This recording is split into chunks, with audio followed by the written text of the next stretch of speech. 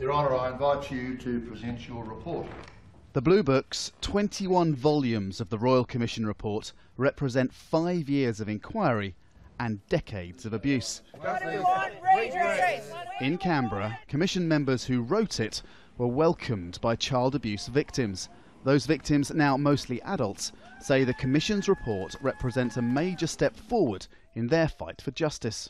We started off with not being believed, people not wanting us to talk about it, the churches and charities and institutions putting pressure on everyone not to believe us, that we were lying, that it wasn't true, and the Royal Commission has enabled all of us to step up and say, yes, now people believe us, it is true.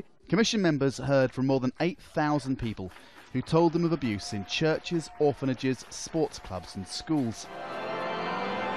But it was within institutions run by Roman Catholic organisations that the abuse was most prolific. The Commissioner's report describes a catastrophic failure of leadership within the Catholic Church. We have to be ready to give whatever it takes to bring healing and justice and compassion to the victims. But will compassion be enough?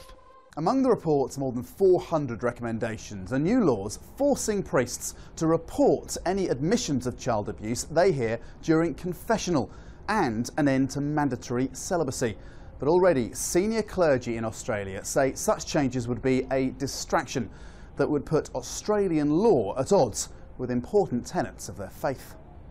For Damien DeMarco, who fought off an abusive teacher at his Catholic school in the 1980s, the fear is that inquiries in other countries haven't fundamentally changed the Catholic Church, and nor will this one. Ireland was ignored. USA was ignored. Australia, we'd be pretty arrogant to think that we're going to change the Church.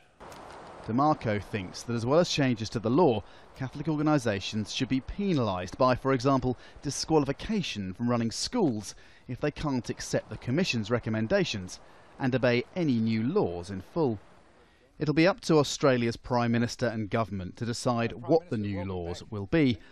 The victims are waiting to see if Pope Francis and the Vatican too will take any meaningful steps to protect children from sexual abuse in the future.